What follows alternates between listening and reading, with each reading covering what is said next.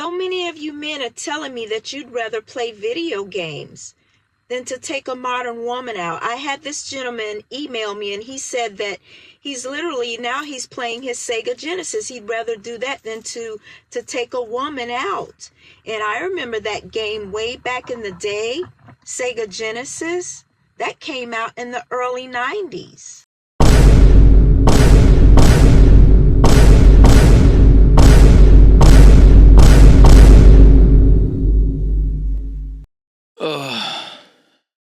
I can't believe I'm doing this video. I am Razio.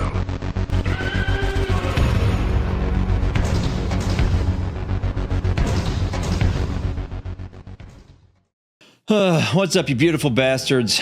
Now, for those of you who have been watching my content for a while, you know that a video like this isn't something I have ever really done before. Sure, I'll make an odd comment about how shit our society is here and there in my streams and in other YouTube videos, but this topic has been blowing up repeatedly on both my YouTube and X feeds for quite a few months now. And so, like an idiot, I decided against my better judgment that I would give my expert take on it. Now, make no mistake, this is real, and it's happening everywhere, as far as I can tell. This isn't debatable. The United States, China, Japan, Germany, Europe, you name the country, and if it isn't in the third world, chances are this is becoming a more common phenomenon in nearly every society. But the important question to answer is, why is this a thing? And the thing, of course, is men preferring playing video games and gaming in general to going on dates, getting married, and getting in any kind of romantic relationships. Now, to tackle this issue, I'm going to use my two sharpest tools that I have to dissect this bitch. My own personal lived experiences, which include my own relationships, the relationships I see directly around me, you know, i.e. close friends, family, relatives, and of course, the other tool is statistics. And before a bunch of you cocksuckers start calling me an incel in the comments section, I've been in 4 LTRs in my life, which one of them was a 9-year marriage with a 2-year prior courtship phase. Yeah, I'm divorced now, thank fuck. And 2 of the other relationships were actually post-divorce. So, yeah, I know what boning is, okay? I know how to get down, man, if you know what I'm saying. I had sex in high school. Me too. I'm good at it. Anyway, I can't delay this anymore. Let's just take a bite of this gigantic shit sandwich together, shall we? First and foremost, I understand that only 5% of my audience is female. So if you are a woman and you're watching this, listen closely. You're going to get some hints here. The vast majority of men look at nearly everything in the world through the lens of cost-benefit analysis and ROI, return on investment. Pros and cons are weighed, and then a decision is made on whether or not they think the action or thing is worth it or worth doing. This is needed to be kept in mind to understand why this trend of men preferring video games to relationships and dating is so prevalent right now.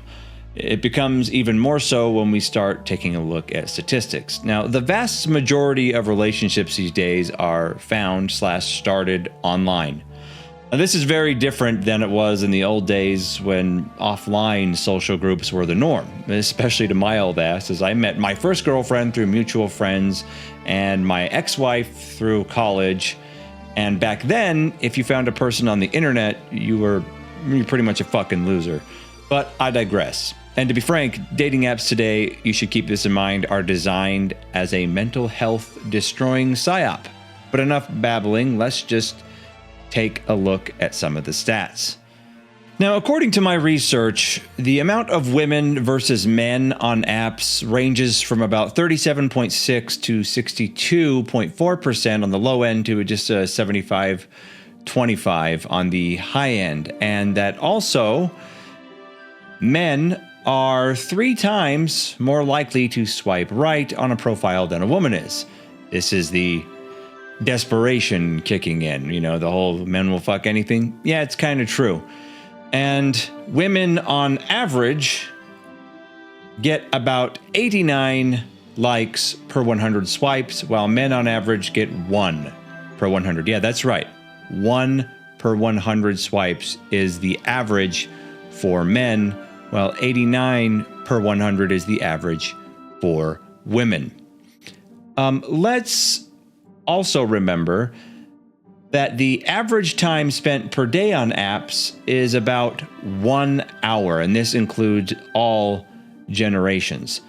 And let's also not forget that roughly 10% of the men get roughly 80% of the likes and matches on dating apps or websites. The average and below average men are completely invisible for the most part. The women on these sites get bombarded with likes and messages, and probably improper messages too, to overwhelming degrees, and it's impossible for many of them to even attempt to keep up with how much attention they're getting.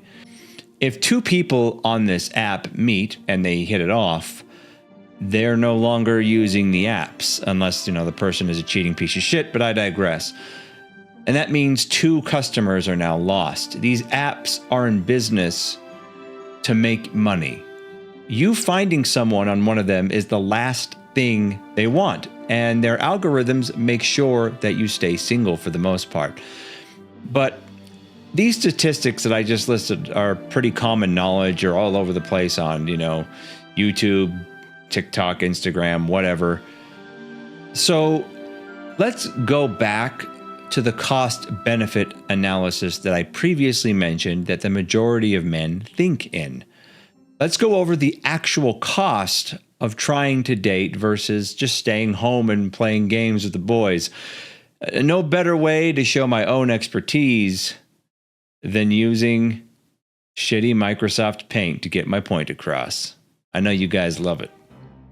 Okay, I want to preface this first. Wow, this is bright. First, gents, that I'm working under the presumption that you aren't a total fucking bum and at least have a job and can support yourself. If you have no job and you live in your mom's house and play video games all day long and don't do anything else, like, try to stay in shape, take care of yourself, improve your life in any way, this shit doesn't really apply to you right now. Get a good foundation under yourself and get to work, and then come back and watch the rest of this video before you consider dating, okay? Sort your fucking life out, mate! All right.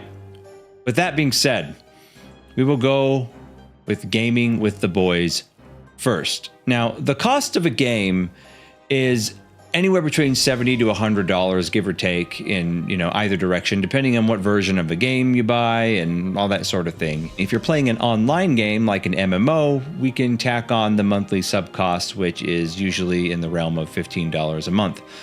So what benefits does a man get out of this investment? Let's go over the benefits here. The cost of the game, like I said, is all up there. Now here's the first big benefit.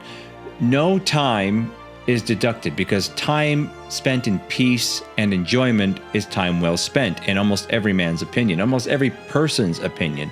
A lot of people view many hobbies as a waste of time, not just gaming, but if you're the person that's actually enjoying that hobby, it's the polar opposite. It's probably the best spent use of their time that they could imagine. On top of this, you get bonding with friends or your team. I mean, I personally play a ton of games online with friends that I've had since high school and college, because it's really the only way we can keep in contact and spend any time together anymore. Another big thing, and this is something that's been missing in society for men for a long time, which is goals get accomplished. For example, you beat a raid, you win your matches, your team experiences, you gain experience points and new levels and new items and all these things. You improve your skill at the game, and this gives a sense of purpose and accomplishment to the people that are playing the game. There's absolutely little to no risk in playing a game. You're not actually going to die if you die in the game. You already spent the money to get what the game itself, so you're not going to be blowing money unless you're a moron and waste it all on RMTs and microtransactions. And setting up the event is quite easy compared to setting up a date, right? Setting up a time for you and your friends to play some games together. Now, another big thing is when you log into a game, especially a multiplayer game, there's kind of a sense of belonging and people that want and or need you to be there. So you feel like you have a place to go. And the cost will only ever increase, financially, if you add more games to the mix, or you add new hardware, you buy a new console, upgrade your computer, and what have you. But relatively, it stays pretty stable. Now let's go take a look at the other side, dating costs. Now, using the previously mentioned statistics of spending an hour a day on dating apps, the average guy gets 0 to 5 matches per month on these apps. So if you were looking for a whole year, that's 365 hours that you just totally wasted swiping on an app. And the fact that it's 0 to 5 matches for most men per month is insanely low, especially considering the women folk over there are getting somewhere in the realm of 89 matches per 100 swipes. But let's be generous here in this example and say that the guy we're using as an example gets the full 5 matches a month. Out of the 5 matches, 3 probably won't respond at all or unmatch / ghost him after a message or two. 2 will agree to meet up, and usually 0 will actually show up to the date. But once again, let's be generous to this poor bastard and say that 1 actually does show up, and they go on a first date. Now, what happens? Well, there's a roughly 70 to 80% chance that no second date will ever occur. In this modern age of modernity, it's kind of repetitive, that we're in right now, it's been touted all over, even when I try to avoid it, that women in general don't like coffee dates, don't like a first date to be, a walk at the dog park or just a hike or something that's free or cheap. They feel entitled to more. So, let's say he takes her to a decent dinner. What's he going to spend? Anywhere between $40 and $100 in this economy for a date like that. Of course, he spent gas driving to the date. He spent time getting there. And she did too, but this is where we're talking about what a man generally experiences here. But a big thing that comes next on my list is the job. I'm already getting ahead of myself. The date starts to feel like a job interview. And it's not a job interview where you're going to get paid. It's a job interview where you're sponsoring somebody else's lifestyle, essentially, if you're worthy of it. I myself, and I'll use myself as an example, when I was still dating and I was doing that after my divorce, mainly because I didn't really date pre-divorce. Pre-marriage. Things just happened back in those days. But if you go on an actual date, it feels like a bunch of the dates I went on before I eventually dated the 2 different women that I dated in the last 5-6 years, it becomes very much a job interview with a bunch of checklist boxes that the woman feels they need to check off, in order for you to be worthy of their time. And I found that the older the woman is, the more neurotic these lists would become, the more outlandish and outrageous their demands seem to be. And this is just from my own personal experience.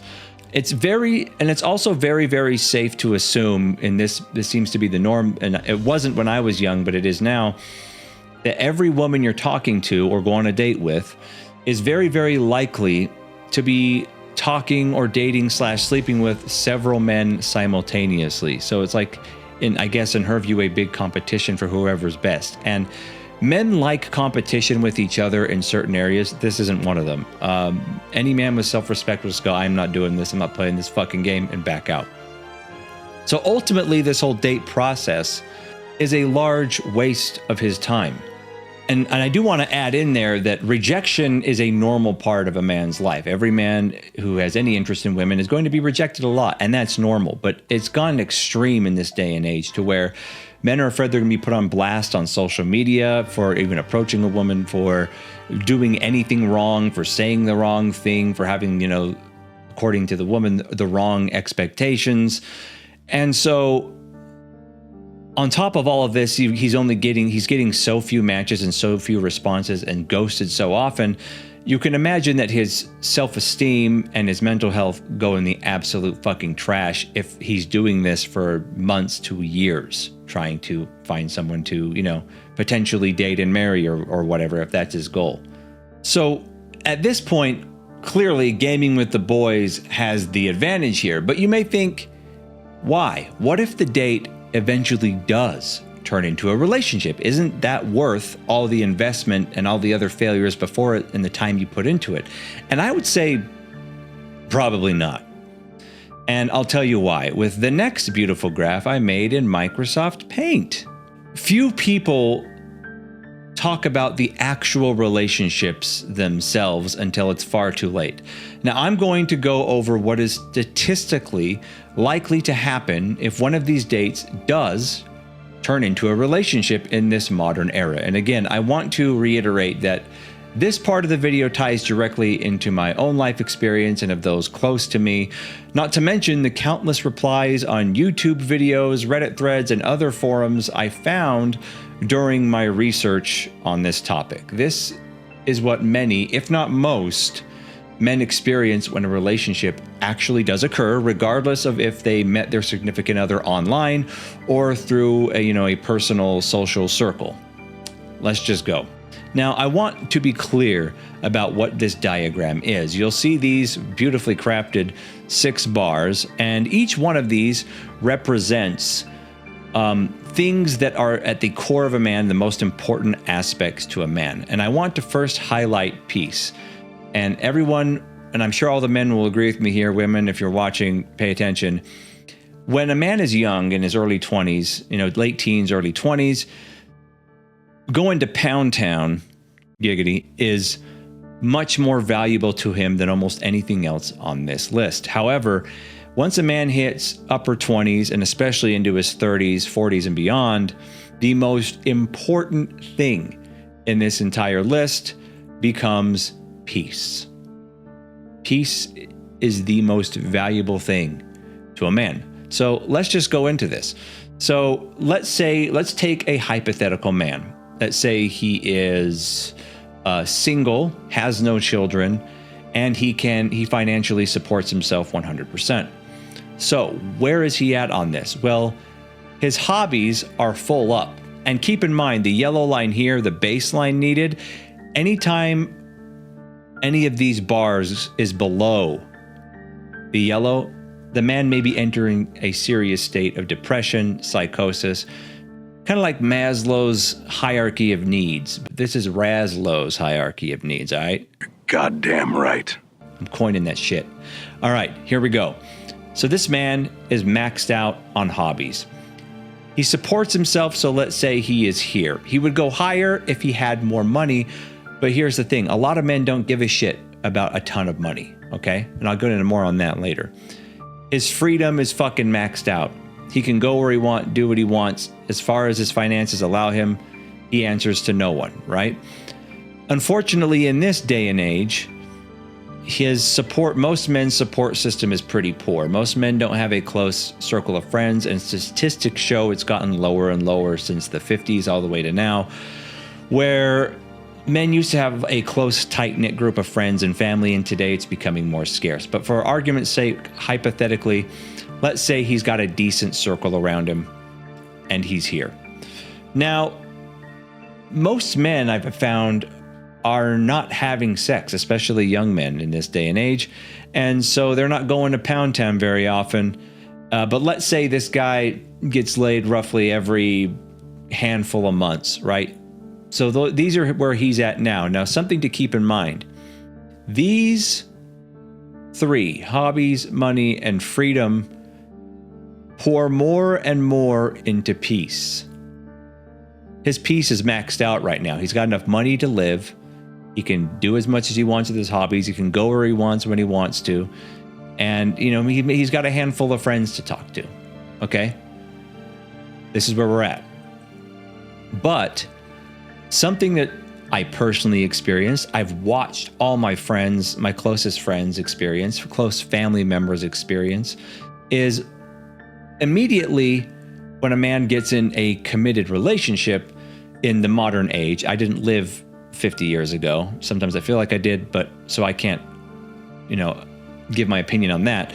But eventually, right out of the get-go, oh man, right at the start, he's getting trips to Pound Town 2-3 times a day. She compliments him and tells him all these great things. His support goes up, but also right out of the gate, some other things start happening, right? He loses a little bit of money, you know, relationships are expensive. His hobbies over time slowly start to become annoying to her. She doesn't like them anymore. She views them as competition to, you know, time and attention towards her. So he doesn't make compromises. He slowly starts making concessions. These things go down. And then as we find over time, what happens is in many people's cases, it gets to here on hobbies, maybe even here. But for sanity's sake, let's say he still is able to do them every once in a while. The money stays really low. The freedom, oh man, yeah, he really can't do anything because the wife's the boss. And again, I know this is kind of like a pussy, like beta male, like type of mindset for someone to completely give up their freedom, but it's way common. It's very common. And here's the worst part. I've noticed that the support, how much support for this man from his partner or whatever you want to call it, also goes away. And guess what else does? Sex. Single men statistically have way more sex than married men. This is just a fact. So let's say this relationship was a marriage and it eventually got to like the 7 to 10 year mark. By then, this is what we're looking at for most men. I'm not even kidding. I experienced this personally. Mine wasn't this bad, but I know men who do have it this bad personally. And all you got to do is peruse some YouTube forums and other areas to see that this, by and large, is what men experience when they're in a very long-term relationship in the modern age. Not all. I know there are exceptions, but guys, you keep in mind, this is not the exception. This is the general rule. This is what happens more often than not. Now, I know people love dark humor. I myself am a purveyor of dark humor, if it isn't obvious. But dark humor and all humor generally comes from a place of truth.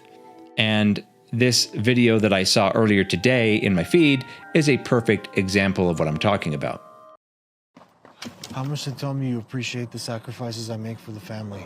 $500. Last month it was 100. Yeah, well, inflation. You want the damn appreciation or not? Yes. Stop wasting my damn time.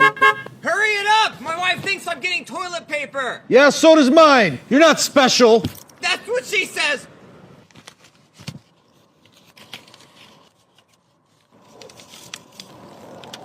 I appreciate all the sacrifices you make for your family. Oh, God, thank you. Thank you. How much to not tell me how to drive? $100 around the block. A lot of this isn't new. Bad marriages and soul-destroying relationships didn't just start happening a few years ago for either party. But a phrase I heard when I was much younger that I didn't understand until I was married myself and in my older 20s and early 30s was the phrase, most men live lives of quiet desperation. This couldn't be more true. Men will remember every single compliment they get in their life in vivid detail because it happens so infrequently. In fact, many men go months, years, and in extreme cases, decades without even getting a hug. I mean, these days you'll hear all the time how women want men to open up more and express their feelings. But the reality is for many men that if and when they do so, what they say is used against them in an argument later, or the guy ends up consoling her for the way what he said made her feel. When that happens, ladies, you can bet your ass that he will never, ever trust you and open up to you again on that level. It's a sad reality, but it's just the way things are and have been for a very long time. But the biggest things that have changed in the past recent decades came with the advent of the internet. In the past, men just kind of kept silent about any form of abuse, whether it be physical, emotional, whatever, that they were enduring, and bore it with a smile. They began to think and accept that being miserable, conceding their dreams, hobbies, and passions, and being unappreciated was just a normal part of growing up and being an adult. I fell into this trap myself. But with the internet being a thing now, men all over the world are expressing their innermost struggles, their thoughts, and their warnings to other men. The veil has been lifted, and men are realizing that their experiences are not as unique as they first believed. The risks and rewards of romantic relationships are out in the open now and being weighed, and quite honestly, in many cases, are being found wanting. You know, and throughout all of my research for this video, I found that men seem to be exiting not only dating, but society as a whole, and it's kind of no secret why. I mean, divorce, for example, is never fun for either party, and you have to keep in mind that in Western countries, the divorce laws are extremely draconian and anti-male. I should know personally, I've been divorced. They were put on the books and have not changed much at all since the time when women couldn't even own property, have credit cards, or really hold decent jobs, which is now all different. Things have changed a lot since then. And in fact, according to Pew Research, in many metropolitan areas, young women are out-earning their male counterparts by an ever-increasing margin. But we can clearly see that societal changes don't really have much of an impact at all on biological programming. Women still overwhelmingly, as they have throughout all of history, dated and marry across and up in social hierarchies, while men, as they always have done, marry across and below them, down. So, as many articles have stated, there is a shortage of economically attractive men, i.e., men in poverty, women most affected. Women's biological instincts are in direct conflict now with everything else society has told them they should do, be, and want. They've been lied to. They want traditional treatment when it's beneficial and non-traditional treatment when it's the more beneficial option. It's also so confusing for both parties, but now that many men have checked out, there are fewer high-earning men to go around. And let me tell you, especially when it comes to the dating apps, these men have options and aren't going to settle down and commit because remember that earlier graph that was up? They know the likely outcome if they do and it doesn't work out. But add to it losing half or more of everything they worked for and access to their children if they have any. Now, add to all of this that we've been living in a society that for the last 3 decades or so has gone absolutely overboard with the media messaging that men are toxic, worthless, serial grapers, bumbling idiots that can't solve simple problems, and that the future is female, and this is kind of the result you get. Now let's face it, society as a whole has shown it doesn't give a baker's fuck about men. Don't believe me? I did a search on how many higher ed scholarships are available for men. I found 36. I did the same for women and I found 288. And that was just on the surface. I didn't have to dig that deep. In addition, go ahead and open a browser page right now and go to womenshealth.gov, girlshealth.gov, then boyshealth.gov, and then menshealth.gov. What will you find? I'll spoil it for you. You'll only find a 404 error site not found for the boys and the men's sites. While the women's sites they're quite nice. But I digress. I don't want to turn this into a men versus women video because I know that it's shit for women out there too right now since we all share the same dystopian hellscape where we've been subjected to psyops for the last 30 years. But this video was to discover why so many men ages 19 all the way up to 50 are playing video games instead of taking the ladies out on dates, getting married, courting women. The answer is pretty clear. The ROI on dating is absolute dog shit. I mean, at the end of the day, regardless as if you're a man or a woman, or if there is anyone in your life, whether it be a girlfriend, boyfriend, spouse, partner, friend, family member, that views your hobbies and what you're passionate about as direct competition to other things you could be doing that better serve their interests and their demands, stop being with them. Cut ties especially if they're trying to make you feel bad about doing them. That person, hate to break it to you, doesn't love you. They see you as a utility that they can exploit to get what they want. Anything and everything that takes time away from you being a workhorse for them is a bad thing. And people who actually care about you would love to see you happy. Wouldn't they love to see your passions and dreams play out and are supportive and protective of the most important thing of all, your peace?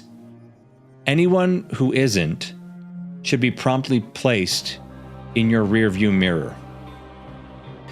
Anyway, guys, those are my thoughts on why that's going on. At the end of the day, men, and this is definitely something I've learned as we get older, peace becomes the most important thing and far overrides, you know, our libidos in every sense of the expression.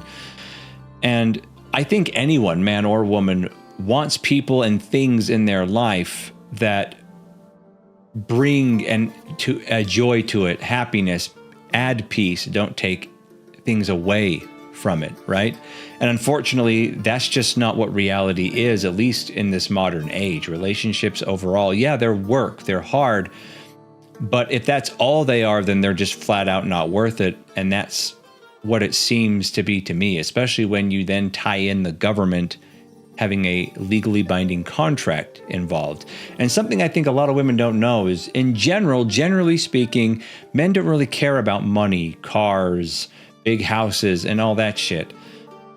Men have traditionally only liked those things and gone after those things because they know those are the things that most women want. Again, not all. I know there are exceptions to every rule, guys. I know there are bad men out there, good men out there, bad women out there, good women out there. The good ones on both sides are just getting harder to find, and men overall are just kind of losing interest in the entire thing. The video games fulfill so much more. In my opinion, social media in a lot of ways has destroyed women, and pornography in a lot of ways have destroyed men, because both things are avenues that synthetically created needs that each gender wanted from the other. And since they're getting those fulfilled now through those different mediums, real relationships just don't seem important, which seems kind of sad to me. But trust me, as men get older, we will do anything to protect our peace. But anyway, guys, I'm not going to say anything more about it. Again, this video is a one-off. I don't do videos like this normally, but I just had to, given the circumstances of what's going on in the world today. So comments down below. Guy or girl, welcome. What do you guys think? Am I spot on? Am I wrong? I don't care at this point. Just leave the comments down below, man. Just do it. I read them all. I stream on Twitch still. Yeah, that's up there. Actual schedule will be out soon. But anyway, guys, thanks for watching. As always, my friends, keep it real.